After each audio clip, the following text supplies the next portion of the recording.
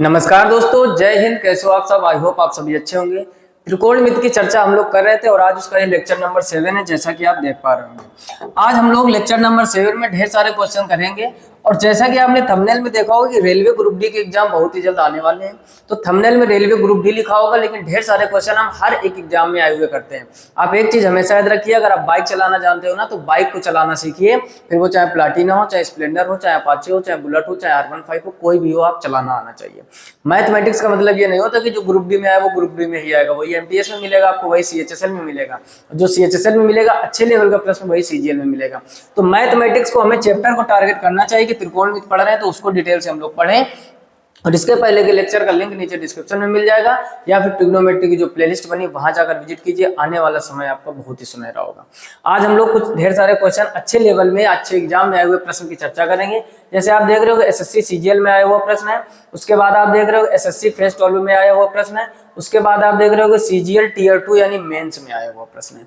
अगला आप देख रहे हो ये भी एसएससी सीजीएल में आया हुआ प्रश्न है। अगला आप देख रहे हो एसएससी सीपीओ में, यानी जो भी प्रश्न भाई साहब लाते हैं सीजीएल सीपीओ सीएचएसएल के लाते हैं, नीचे वाले एग्जाम आपके ऑटोमेटिक हो जाएंगे। जैसे ग्रुप डी का एग्जाम होने वाला है, उसके बाद यूपीएसआई का होने वाला है, क्या अलग अलग मैथ पढ़ोगे यार? नहीं, हमें अलग अलग मैथ नहीं पढ़नी है, हमें पढ़ना है मैथमेटिक्स के बेसिक कॉन्सेप्ट, जबरदस्त कॉन्सेप्ट, और आने वाले समय में हम सारे क्वेश्चन निपटा पाएंगे। तो अगला प्रश्न देखते हैं, क्वेश्चन नंबर 16 नंबर में क्या लिखा हुआ है, ध्यान से पढ़ो। इसके पहले 15 नंबर तक और यह ढेर सारे क्वेश्चन हम लोग अगले, इसके पहले के जो 15 प्रश्न है वो हम लोग लेक्चर बाय लेक्चर कंप्लीट कर रहे हैं। शुरू से जाकर आप जरूर विजिट कीजिए प्लेलिस्ट में जाकर। पहले यहाँ पर अब देखते हैं आगे प्रश्न नंबर 16। समझो यहाँ पर क्या लिखा। इस प्रश्न को देखने के पहले देखो, जैसे 56, 34, 59, 61 इस टाइप के मान आएंगे, तो क्या हमें इस टाइप के मान याद होते हैं? नहीं होते हैं। हमें 0, 30, 45, 60, 90 यही तो याद होता। तो हम लोगों को कुछ बेसिक कॉन्सेप्ट समझने पड़ेंगे। जैसे एक आप फार्मूला आप पहले तो ये लिख लीजिए, कभी भी आपको मिल जाए साइन ए प्लस बी। ठीक, आज 4 फार्मूले हम लिख रहे हैं, इनका बहुत ही ज्यादा यूज होने वाला है। साइन ए प्लस बी बराबर क्या होता है भाई साहब? ये होता है साइन ए कॉस बी और plus cos A sine B. ठीक, बिना फार्मूले के त्रिकोणमिति थोड़ी सी कठिन हो जाती है। आगे अगर यहीं पर हम करते हैं माइनस, यानी साइन ए माइनस बी, तो बीच में बस माइनस लग जाता है, यानी यही फार्मूला हो जाता है भाई साहब, साइन ए कॉस बी और minus cos A sine B. ठीक, अब लगे हाथ तो कॉस वाले भी लिख लेते हैं। अगर कहीं मिल जाए आपको भाई साहब कॉस ए प्लस बी, ठीक, तो इसमें दोनों एक साथ होते हैं। जैसे इसमें साइन कॉस का कॉम्बिनेशन चलता है, इसमें एक साथ, तो ये होता है कॉस ए कॉस बी और बीच में माइनस लगेगा साइन ए साइन बी। समझ गए ना? फिर से समझ लो, साइन ए प्लस बी का है तो साइन वाले में जब बीच में प्लस होता है तो आपको बीच में प्लस लगाना है, साइन वाले में जब बीच में माइनस होता है तो आपको बीच में माइनस लगाना। बाकी कॉम्बिनेशन चलेगा साइन कॉस का। कॉस वाले में ऐसा नहीं होता है, कॉस वाले में अगर बीच में प्लस हो तो बीच में माइनस करते हैं इधर, यानी रिवर्स चलता है, दोनों कॉस एक साथ दोनों साइन एक साथ, ये रूल होता है। ठीक, और चौथा आप लिखोगे यहाँ पर, अगर हम लिख दें कॉस ए माइनस बी, तो आप समझ ही गए होंगे, पहले हम लोग लिखेंगे कॉस ए कॉस बी, क्या लिखेंगे? Cos A cos B, minus है तो यहाँ प्लस कर देंगे और ये हो जाएगा भाई साहब साइन ए साइन बी। बोलो किसी कोई समस्या? यानी ये 4 फार्मूले से हमारी चीजें बहुत ही आसान हो जाएंगी। अब जैसे अपना प्रश्न यहाँ पर अगर हम देखने का प्रयास करें थोड़ा सा, तो ये लिखा हुआ है कॉसेक 56 और इंटू में कॉस 34 माइनस कॉस 59 और कॉसेक 31। ठीक, ये फार्मूले तो लगेंगे, साथ में कुछ और कॉन्सेप्ट आपको समझना पड़ेगा। इधर देख लीजिए ध्यान से, क्योंकि इसमें और एक कॉन्सेप्ट नया लगने वाला है। एक चीज याद रखो, अगर हम यहाँ पर एक फार्मूला लिखें साइन 90 माइनस थीटा, तो ये किसके बराबर होता है? तो आप सभी लोग 9th से पढ़ते हुए आओगे, ये कॉस थीटा के बराबर होता है। और अगर हम यहाँ पर लिखें कॉस 90 माइनस थीटा, तो ये किसके बराबर होता है? साइन थीटा के। यानी एक चीज समझो, यहाँ का और यहाँ का एंगल का जो योग है वो 90 होता है। यानी अगर कभी भी हम लिख दें sine theta 1 equal cos theta 2, समझने का प्रयास करो, जो हम कॉन्सेप्ट सिखा रहे हैं बहुत ही आसान हो जाएंगे ऐसे प्रश्न, और ढेर सारे प्रश्न हम लोग करेंगे। यानी अगर यहाँ का एंगल और यहाँ का एंगल साइन और कॉस में जोड़ दिया जाए तो वो 90 के बराबर होता है। यानी ये कंडीशन भाई साहब कब लगेगी? तो थीटा 1 थीटा 2 इक्वल क्या होना चाहिए? 90। यानी साइन का जो तभी तो वो वैल्यू निकली ना जो हम लोग साइन सीखते हैं, साइन 30 कॉस 60 के बराबर होता है। यानी साइन का थीटा जो होता है और कॉस के साथ में जो थीटा होता है, अगर उनका योग 90 डिग्री है तो हमेशा हम लोग इंटरचेंज कर सकते हैं। ये बात अगर समझ गए हो तो इसमें बहुत आसान है। जैसे ये लिखा हुआ है भाई साहब कॉसेक 56, ये क्या लिखा हुआ है कौशिक 56, तो क्या इसको हम लोग सेक 34 नहीं लिख सकते? अब बात पल्ले नहीं पड़ी होगी किसी किसी के, और जिसके पल्ले पड़ गए हो ना तो पहला काम लाइक कर दीजिए ताकि हम आपको और अच्छे से चीजें समझा पाए। नहीं समझे भाई साहब, हमारे कहने का मतलब है अगर हम इसको लिख दें कौशिक 90 माइनस 34, समझो 90 में जब आप 34 घटाओगे तो 56 बचेगा, और कौशिक 90 माइनस थीटा क्या होता है सेक थीटा, तो क्या है सेक 34 नहीं हो जाएगा। कहने का मतलब ये है कि कौशिक 90 माइनस थीटा होता है sec theta, sec 90 minus theta होता है कौशिक थीटा, जिससे sine 90 minus theta cos, cos 90 minus sine, ऐसे tan 90 minus theta cot, cot 90 minus tan. समझ गए ना? यानी इस कौशिक 56 को हम बदल कर सेक 34 लिख सकते हैं। इतनी तो बात आप समझ ही गए होंगे। अगर ये बात समझ में आ गई तो ये प्रश्न तो आप उड़ा ही दोगे। अब यहाँ पर इसको चेंज नहीं करना, या कॉस 34 जो है इसको 1/sec 34 लिख सकते हैं। अब ये भी नहीं नया लग रहा होगा, जिसको समझ में आ रहा है बहुत ही अच्छी बात। कॉस का उल्टा क्या होता है सेक। वही काम अगर आप यहाँ करोगे, कॉस 59 लिखा है, कॉस 59 को क्या हम लोग अगर चेंज करना चाहें,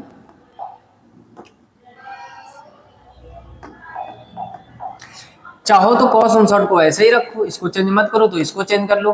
कौशिक 31 को क्या हम लोग सेक 59 नहीं लिख सकते?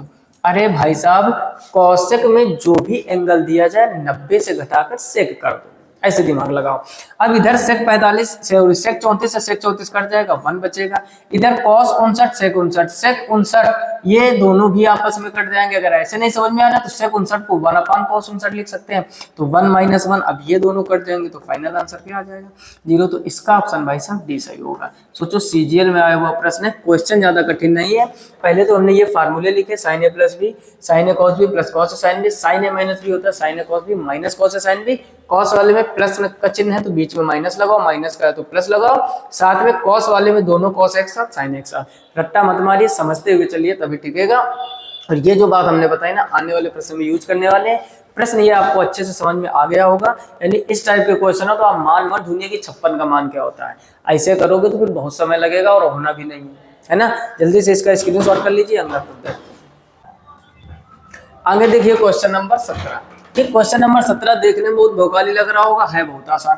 पहले हम क्वेश्चन को लिख लेते हैं। यहाँ पर लिखते हैं 7, और यहाँ पर आप देख रहे होंगे ऊपर लिखा हुआ है कौशिक 24 और नीचे लिखा हुआ है सेक 66।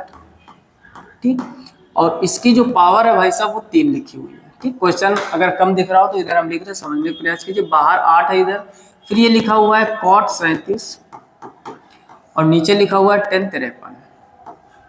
ठीक, और इसकी भी पावर लिखी हुई है भाई साहब 4, फिर बीच में लगा है माइनस, फिर ब्रैकेट के अंदर क्या है 2, सेक 14 कौशिक 76। ये हो गया सेक 14 और ये हो गया कौशिक 76, और इसकी पावर में भाई साहब 2 लिखा हुआ है, फिर प्लस का चिन्ह लगा है, और अंदर इस बार है माइनस का 3 और tan 82। ऊपर क्या लिखा हुआ है, ऊपर लिखा है tan 82 और नीचे लिखा हुआ है cot 8 डिग्री। ठीक, और इसकी पावर भाई साहब 3 लिखी हुई है। अब देखो ध्यान से समझो जबरदस्त तरीके से। दूसरी एक बात हमेशा हम बोलते हैं कॉपी पेन लेके बैठो, आप इन प्रश्नों को लिख लीजिए ताकि आने वाले एग्जाम में आप जल्दी जल्दी रिवीजन कर पाओ, है ना। समझना ध्यान से एक एक चीज को। अब यहाँ पर आप देखोगे 7 तो बाहर पहले लिख लो। अब देखो ऊपर लिखा है कौशिक 24 और नीचे लिखा हुआ है सेक 66, समझना। तो कौशिक 24 को जब हम सेक में चेंज करें तो क्या ये सेक 66 नहीं लिखा हुआ है, और नीचे भी आपका सेक 66 लिखा हुआ है। ठीक, और इसकी पावर 3 है। नहीं समझ में आया इधर समझो। अभी अभी हमने आपसे कहा कि सेक 90 माइनस थीटा क्या होता है, आना चाहिए भाई साहब कौशिक थीटा, और इधर अगर लिख दें हम कौशिक 90 माइनस थीटा तो आपका जवाब आएगा ये सेक थीटा होता है। अब यहाँ पर एक चीज समझो, या फिर ऐसे समझो कि सेक 66 नीचे है, नीचे वाले की चेंज करोगे तो कॉस 24 लिख दोगे, कौशिक 24 इसको। यानी जब भी दोनों का योग करें वो 90 बन रहा हो तो ये हम लोग आपस में इंटरचेंज कर सकते हैं। इतनी बात तो आप समझ ही गए होगे पिछले क्वेश्चन से लेकर यहाँ तक। अब यहाँ पर आगे क्या करना है हमको, ठीक, यानी ये दिखने में बस अलग अलग लग रहे हैं, है बहुत ही आसानी, सब एक जैसे हैं। अब यहाँ पर आप देखोगे प्लस का 8 करो, अगर कॉट 37 को हम उल्टा करेंगे तो ये tan 53 लिखा है। ठीक, अब 90 से घटा घटा के थोड़े ना बताएंगे, छोटे बच्चे थोड़ी नहीं, वो कौन सी फिल्म में डायलॉग है, छोटी बच्ची हो क्या, है ना। वैसे ही आप छोटे बच्चे थोड़े ना हो। माइनस लगाओगे 2। अब यहाँ की आप कहानी समझोगे, सेक 14 लिखा है तो इसको चेंज कर लोगे, तो ये लिखा हुआ है भाई साहब कौशिक 76 और नीचे भी क्या लिखा हुआ है कोसेक 76 है, और इस पर पावर 2 लगी हुई है प्लस, अब देखो अंदर ब्रैकेट के -3 और tan 82 को हम लोग अगर चेंज करें तो ये cot 8 डिग्री, तुरंत 90 से घटा दिया करो और शकल बदल दिया करो, बस यही काम करना, और इसकी पावर 3 है। प्रश्न जबरदस्त लग रहा है लेकिन है नहीं उतना। 7 ये कट के 1 हो जाएगा, 1 का क्यूब भाई साहब 1 होता है, प्लस 8 यहाँ भी कट के 1 हो जाएगा, 1 की पावर 4 है, 1 ही रहेगा। अब माइनस, समझो ये ब्रैकेट के अंदर 2 है, ब्रैकेट के अंदर 2 और ये कट के 1 हो जाएगा तो 2 की पावर 4, ये सॉरी 2 की पावर 2 तो ये 4 हो जाएगा, नहीं समझे, ये 2 की भी पावर 2 है, और ऐसे ही मांगे प्लस, और यहाँ पर है -3, अब ये दोनों तो कट जाएंगे तो बचेगा 1, -3 की पावर 3 हो जाएगा। अब यहाँ पर थोड़ा आप समझो, 7 एकम 7, 8 एकम 8, 8 7 15 हो जाएगा, -4 हो जाएगा, 3 की घात 3 करोगे, माइनस का चिन्ह है तो -3 दिया, 9 तियां 27 हो जाएगा, 27 और 4 जोड़ोगे कितना हो जाएगा 31, और 31 में जब आप 15 करोगे तो भाई साहब माइनस का बचेगा 16, तो इसका ऑप्शन आपका सी सही हो जाएगा। बोलो किसी कोई समस्या? तो एक कॉन्सेप्ट जबरदस्त इसमें सीखने को मिला कि कभी भी सेक और कौशिक इस टाइप से टेढ़े मेढ़े मान दिए हो तो 90 से घटाकर सेक की जगह कौशिक, कौशिक की जगह पर सेक कर देते हैं। ये चीजें आप 9th 10th में अच्छे तरीके से सीखे होंगे। क्लियर? इसका जल्दी से स्क्रीनशॉट कर लीजिए। अगला देखते हैं क्वेश्चन नंबर 18। पढ़ो क्वेश्चन नंबर 18 और इसको भी करने का प्रयास करो। हर एक प्रश्न जबरदस्त है। जैसे अगला आप देख रहे हो 10x + y कह रहा है, if 10x + y into 10x - y और इक्वल 1 कह रहा है, then find the value of 10x। आपको मान किसका निकालना है? 10x का। अब देखो एक कॉमन सेंस रखो भाई साहब, 10x + y और 10x - y का जो मल्टीप्लाई है वो किसके बराबर है? 1 के बराबर। और आपसे कह रहा है 10x का मान ज्ञात करो। एक बात बताओ कि अगर हम यहाँ पर थोड़ा दिमाग लगाएं, समझना 10x + y और इनटू में क्या है 10x - y, हम आपसे कह रहे हैं इनका जो मल्टीप्लाई है वो 1 है, तो अब आप ये 1 है, ठीक है, समझना ध्यान से यहाँ पर। अब देखो अगर यहाँ पर हम लिखे 10x + y इक्वल 1 जो चीज मल्टीप्लाई में होती है उधर डिवाइड में हो जाती है, तो ये 10x - y हो जाएगा। बोलो इतनी बात समझ में आई कि नहीं? इधर आपको ऐसे ही रखना है 10x + y और 1/10 किसके बराबर होता है? कॉट के बराबर होता है। ये बात आपको अच्छे से समझ में आ गई होगी। अभी बेसिक समझा रहा है, फिर आपको एक शॉर्टकट भी सिखाएंगे। 10 कॉट तो आपस में कटते नहीं, तो एक को आप चेंज कर लीजिए। जैसे ये लिखा हुआ है 10x + y, इसको अगर हम यही रखें और इधर भी हम लिख दें 10, तो आप सभी लोगों को पता है ये 90 से घटा दें अगर हम, क्यों 10 90 - थीटा कॉट थीटा होता है। अब ये 10 से 10 कट जाएगा, तो इधर हो जाएगा x + y बराबर भाई साहब इधर हो जाएगा 90 - x और प्लस y। अब इधर पक्षांतर करोगे तो ये हो जाएगा x + y, x इधर जब आएगा तो प्लस का हो जाएगा, y हो जाएगा माइनस का, और इक्वल क्या है 90 डिग्री। y से y कट जाएगा तो 2x बराबर भाई साहब हो जाएगा 90 डिग्री, और 2 से जब 90 को काटोगे तो x बराबर हो जाएगा 45। x 45 हो जाएगा तो 10x का मान आपसे पूछा गया है, तो यहाँ पर आप रख दीजिए 10 45, और 10 45 का मान बच्चे को पता है कि 1 होता है, तो ऑप्शन सी सही हो जाएगा।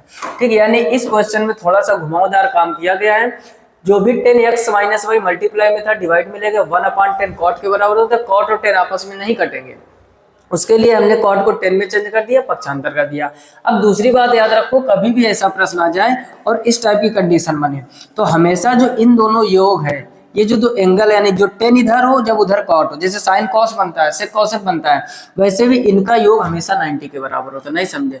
जैसे हम कहे tan θ1 बराबर अगर cot θ2 लिखा हुआ है, यानी 10 और cot आपस में बराबर है, तो आप ये समझ जाना कि θ1 और θ2 यानी जो दोनों एंगल होंगे वो 90 के बराबर होंगे। यही नियम साइन में चलता है कॉस के साथ में, यही नियम सेक में चलता है कॉसेक के साथ में। क्लियर? अगर इतनी बात आप समझ गए होगे तो आसान है बहुत। अब देखो यहीं से हमारा काम बन जाता है। इधर देखा हमने 10, इधर देखा कॉट, दोनों का योग 90 के बराबर होगा, दोनों का योग करोगे y से y कट जाएगा, 2x बराबर 90 तो x बराबर 45। तो ये सब जो टाइम वेस्ट करने वाला काम है वो नहीं होगा। क्लियर? समझ गए ना? जल्दी से इसका स्क्रीनशॉट कर लीजिए, साथ ही साथ लिख लीजिए। अगला देखते हैं क्वेश्चन नंबर 19।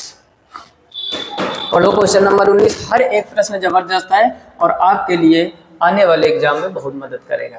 अगला आप देख रहे हो कि यहाँ पर समझो, यहाँ पर भाई साहब बाहर कॉस लिखा हुआ है 2 θ + 54 डिग्री, ठीक, और उधर दिया गया है क्या sin θ, और कह रहा है 0 और 90 के बीच में इसकी पूरी वैल्यू है, तो मान किसका निकालना? मान कह रहा है 1/cot 5 θ, ठीक, और साथ में लिखा हुआ है प्लस sec 5 थीटा और y2 इसका मान निकालना। तो हमें किसका मान निकालना अभी मतलब मत रखो, यहाँ पर समझो।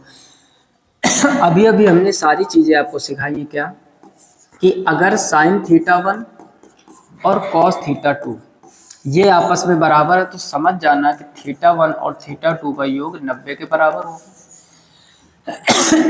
सॉरी, दूसरी हमने कॉन्सेप्ट बताया आपको कि अगर tan theta 1 equal cot theta 2 है तो यहाँ भी आपको समझ जाना है कि भाई साहब थीटा 1 और थीटा 2 90 के बराबर होगा।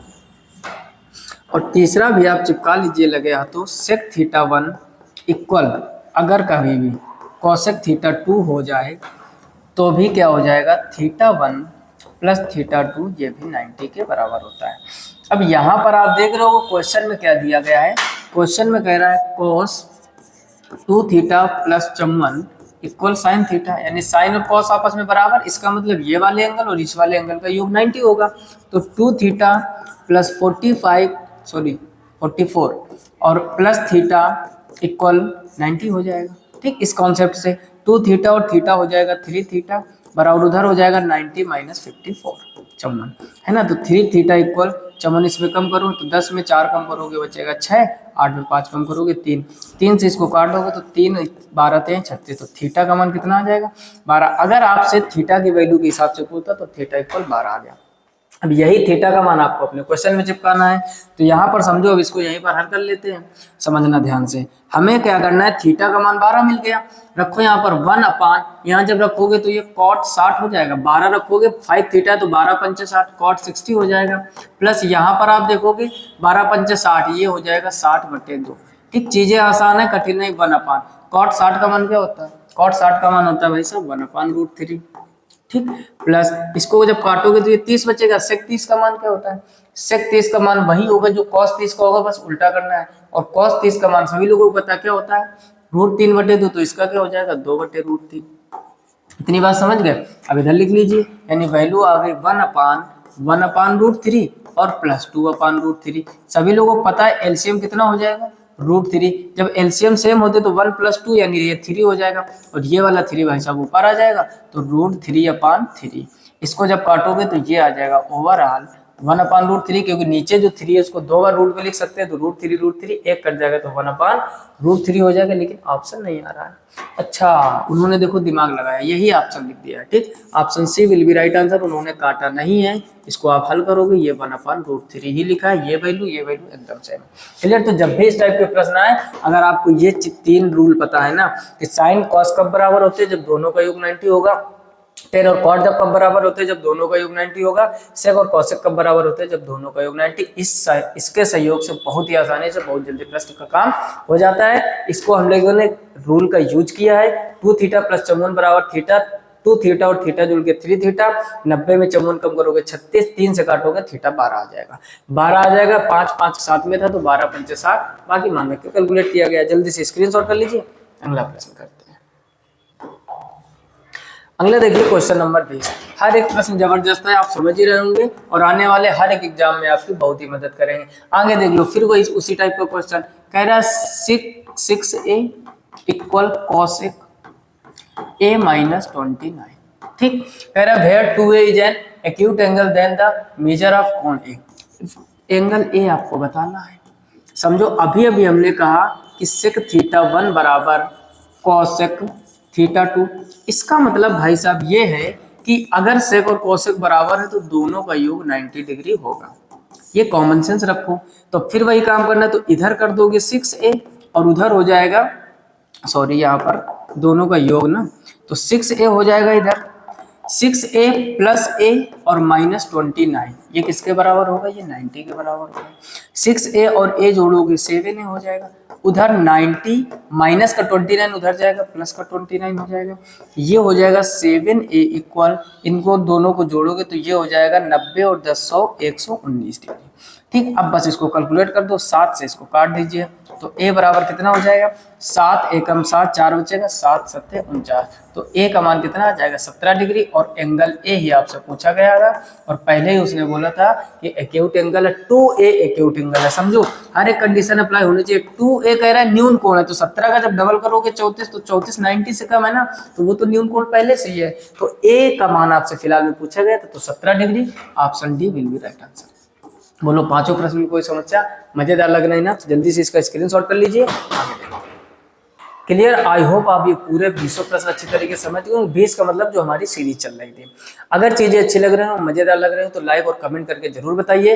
अपने दोस्तों में साझा कीजिए वीडियो को ताकि आने वाले एग्जाम की उनकी भी तैयारी अच्छी हो सके। साथ ही साथ ग्रुप डी के एग्जाम होने वाले हैं, उसके लिए मेहनत कीजिए। ये मत ढूंढिए कि ग्रुप डी में मैथ क्या थी, मैथ पढ़िए। मैथ पढ़ोगे ना तो हर एक एग्जाम बेहतर होगा।